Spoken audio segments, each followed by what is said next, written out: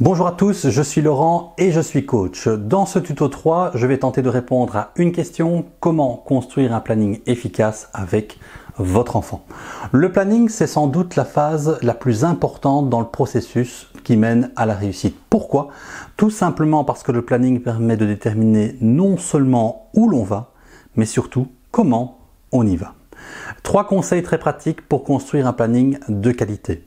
Premier conseil, je vous invite vivement à construire un planning personnel, c'est-à-dire un planning qui intègre la réalité de votre enfant, le profil de votre enfant, c'est-à-dire le degré de motivation de votre enfant, sa capacité de concentration, ses loisirs, etc.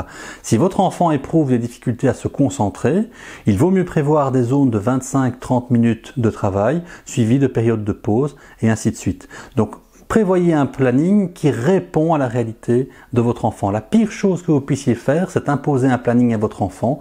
Vous risquez d'obtenir en réponse une démotivation, un refus et d'établir un climat de crise.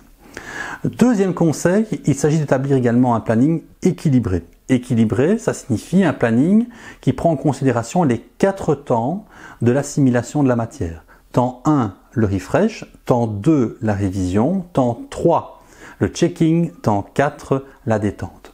Temps 1, tous les jours, 5 à 10 minutes de refresh. On revoit, on rafraîchit les connaissances revues précédemment. Temps 2, les révisions, soit via les documents distribués par l'instituteur, soit via les documents en ligne sur enseignant.be, maclasseprimaire.be, etc. C'est l'occasion de répéter ces gammes. Et puis temps 3, essentiel, c'est un temps de checking, de validation. On valide sa connaissance, on valide son degré de maîtrise. Et temps 4, indispensable, c'est ce temps de loisir où on recharge les batteries et on n'hésite pas à évacuer toute la tension accumulée au cours des jours. Troisième conseil que je peux vous donner, c'est d'établir un planning avant tout flexible, c'est-à-dire qui intègre les imprévus. Et il y en aura beaucoup.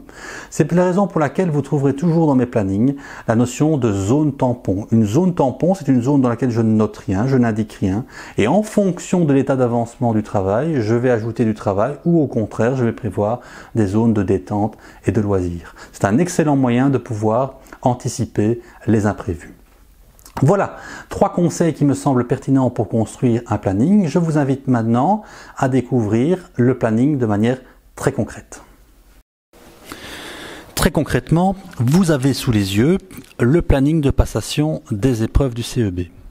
Dans la première colonne, vous avez la durée de chaque épreuve, donnée très intéressante puisqu'elle vous permettra de transposer cette réalité dans le planning personnel de votre enfant. Deuxième colonne, vous avez le nombre de livrets distribués à chaque enfant. Troisième colonne, la dénomination de l'épreuve. Et dans la quatrième colonne, le nombre de points attribués. J'attire votre attention sur 2 éléments. D'une part, il y a des périodes de récréation et de pause. Donc c'est une donnée à intégrer dans la confection de votre planning. Et deuxièmement, votre enfant peut disposer d'un matériel en permanence, notamment d'un dictionnaire. C'est à mon sens notre rôle en tant que parent de vérifier que votre enfant dispose du matériel pour se rendre au CEB. Alors comment est-ce que je procède? Eh bien, en format paysage, je construis un tableau très simple. Vous voyez que chaque case correspond à un jour qui va du vendredi 8 au jeudi 21. Dans un deuxième temps, dans une deuxième étape, je place chaque épreuve du CEB. Troisième temps, je vais appliquer la méthodologie expliquée précédemment. Donc, chaque jour, j'accorde à l'enfant la possibilité d'opérer un refresh de ses notes ou de la matière étudiée précédemment. Ensuite, je lui propose des révisions qui s'inscrivent soit dans le dossier de révision de l'instituteur, soit des révisions que je vais chercher sur maclasseprimaire.be ou enseignant.be. Troisième élément important, chaque jour, j'accorde à l'enfant un temps de loisir. N'oubliez pas qu'il faut absolument que ce planning ne soit pas perçu comme une privation. Et enfin, quatrième élément intéressant, j'ai mis en évidence 2 zones tampons, donc 2 zones pour lesquelles je n'attribue encore aucune tâche. Nous envisagerons la situation au moment donné. Enfin, dernière étape, j'ajoute la phase de checking. Le checking, je rappelle, c'est la vérification de l'état de connaissance. Je me retrouve donc avec un planning comportant du refresh, de la révision, du checking à partir des épreuves du CEB des années antérieures et des périodes de loisirs. Vous aurez constaté que chaque matière sera révisée à 3 ou 4 reprises, conformément à mon principe de base, la répétition. On remet des couches et encore des couches pour consolider la matière.